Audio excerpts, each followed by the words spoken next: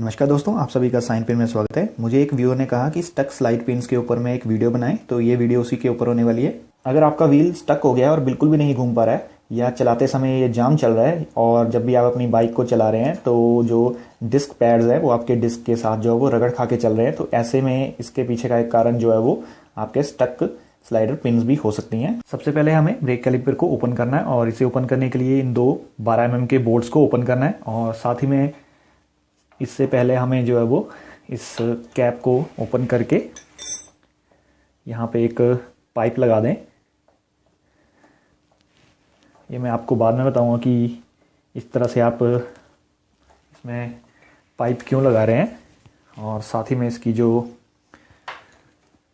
11 mm की जो की है जो स्पैनर है वो भी लगा दें।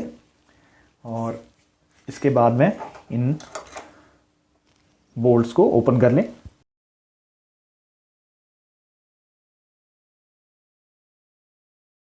मैंने काफ़ी ज़्यादा लोगों को ये स्ट्रगल करते हुए देखा है, जब भी यहाँ पे ये ब्रेक जो है वो यहाँ पे निकलती नहीं है। जैसे आप देख सकते हैं, मैं अभी इसे बाहर को खींच रहा हूँ तो ये निकल नहीं रही है। तो ऐसे में आपको यहाँ पे जो ब्रेक का जो प्रेशर है वो रिलीज़ करना होता है और इसीलिए हमने ये पाइप लगाई है। तो जैसे ही मैं इसे ओपन करूँगा तो ये देखिए, यहाँ पे जो ब्रेक ऑयल है वो बाहर निकलना शुरू हो गया है और जो भी हमारा इनबिल्ट प्रेशर है वो सारा रिलीज़ हो जाएगा। और थोड़ा बहुत अगर आप चाहें तो अपने जो पिस्टन है उन्हें इस तरह से स्क्रू ड्राइवर जो है वो लगा के पीछे भी कर सकते हैं, जिससे होगा ये कि ये देखिए, जैसे मैं पिस्टन्स को दबा रहा हूँ तो ये ब्रेक ऑयल जो ज़्यादा निकलना शुरू हो गया, इससे हमें इन्हें बाहर निकालने में आसानी रहेगी।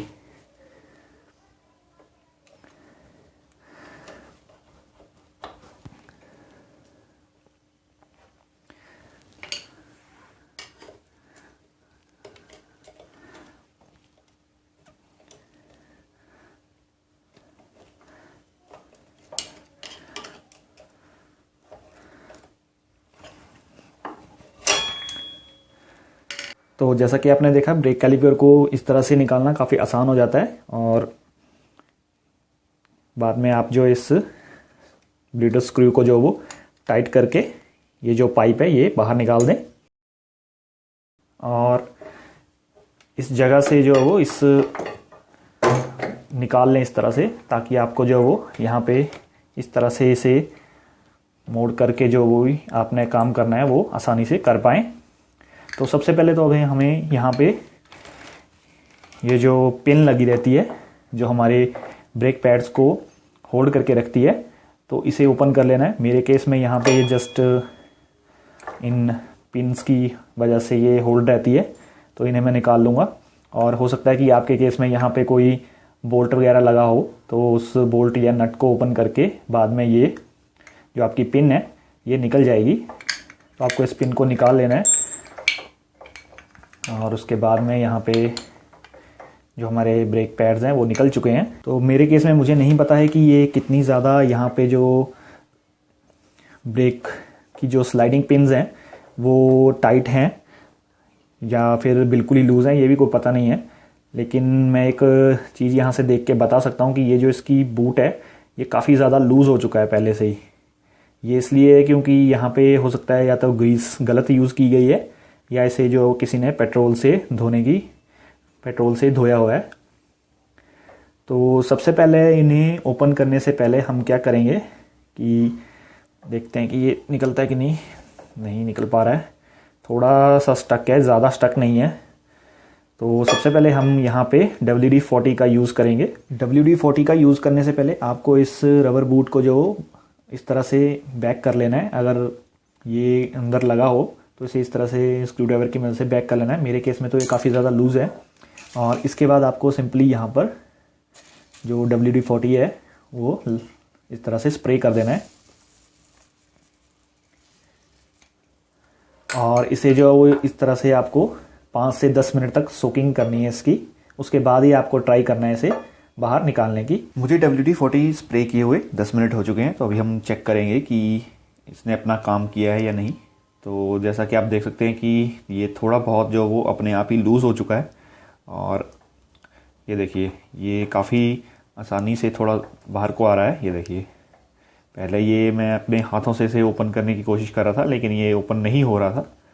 तो अभी आप चेक कर सकते हैं कि ये देखिए बहुत ही आराम से WD-40 का यूज़ करने के बाद ये ओपन हो चुका है। और आप देख सकते हैं कि इसके अंदर में जितनी भी ग्रीस या और कोई गंदगी है वो WD-40 की वजह से लूज़ हो चुकी है। और हम इस पिन को भी इंस्पेक्ट कर लेंगे कि इसके ऊपर कहीं जंग वगैरह तो नहीं लगा है। मेरे केस में तो इसमें जंग नहीं है, और हो सकता है कि आपके केस में ये मेथड काम कर जाए और हो सकता है कि ना भी करे। वो डिपेंड करता है कि आपकी जो ये स्लाइडिंग पिन है इसके ऊपर कितना ज़्यादा जो है वो जंग लगा हुआ है और ये कितनी बुरी तरह से स्टक है। तो मैं आपको कुछ एक मेथड बता देता हूँ जिससे आप अगर ये कुछ ज़्यादा स्टक हो तो उसका भी आप यूज़ कर सकते हैं। तो सबसे पहले तो आपको, अगर ये बहुत ही ज़्यादा स्टक है तो आपको ये अपनी यहाँ से बेंजो बोल्ट को ओपन करके अपनी जो ब्रेक लाइन है ये ओपन कर लेनी है और इसे बिल्कुल इससे रिमूव कर लेना है। और इस गाइड पिन को आपको जो है वो पूरी रात जो है वो एक पानी का सॉल्यूशन बनाना है, जिसमें आप नींबू वगैरह भी निचोड़ के डाल सकते हैं। उससे ये होगा कि नींबू जो होता है वो जंग वगैरह को जो है वो आराम से जो मतलब डिज़ोल्व कर देता है। तो आप पूरा एक दिन जो उसमें अपने इस पूरे कैलिपर को दबा के रखेंगे तो आपकी जो ये पिन है ये लूज़ होना शुरू हो जाएगी। अगर ऐसे भी नहीं होती है तो आप गर्म पानी लीजिए, उसमें इसको डाल दीजिए और उसके बाद थोड़ी देर के बाद आप जो इसे इस तरह से जब ये होगी तो इसे हिट करेंगे।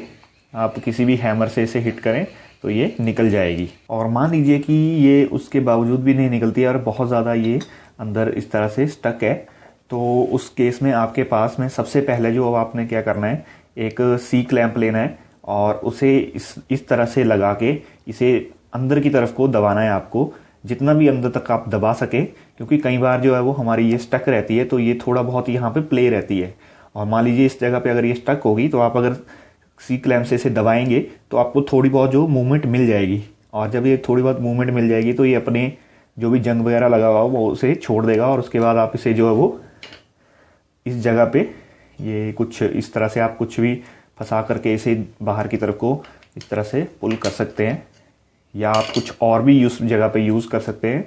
और थोड़ा थोड़ा इसे हैमरिंग करेंगे तो भी ये निकल जाएगा। और दोबारा कभी आपकी जो ये गाइड पिन है ये स्टक ना हो, इसके लिए आपको करना क्या होता है कि सिंपली इसे जो आपको इस तरह से साफ़ कर लेना है पहले तो।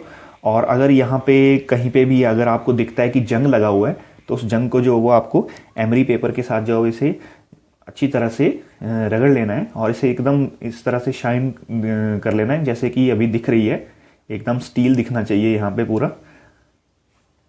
और आपको जो कोई भी नॉर्मल ग्रीस इसमें यूज़ नहीं करनी है। ज़्यादातर लोग इसमें नॉर्मल ग्रीस यूज़ करते हैं, जिसकी वजह से ये जो बूट रहता है ये देखिए कितना ज़्यादा ये स्वेल हो चुका है। ये बूट जो वो बहुत जल्दी जो फूल जाता है। तो इस बात का आपको ध्यान रखना है। और साथ ही इस जगह को कभी भी आपको जो वो पेट्रोल के साथ वॉश नहीं करना है। आप WD-40 का यूज़ कर सकते हैं क्योंकि इससे जो है वो इन बूट्स को कोई ज़्यादा नुकसान नहीं होता है। लेकिन ग्रीसिंग करते समय आपको इस बात का जरूर ध्यान रखना है, कोई भी नॉर्मल ग्रीस, इसमें पेट्रोलियम बेस्ड ग्रीस आती हैं सारी, जो भी नॉर्मल ग्रीसेस वगैरह जो भी आपके टायर में लगती है या कहीं और लगती है वो सारी नॉर्मल ग्रीसेस होती हैं, वो पेट्रोलियम बेस्ड होती हैं और उससे इन बूट्स को बहुत ज़्यादा नुकसान होता है।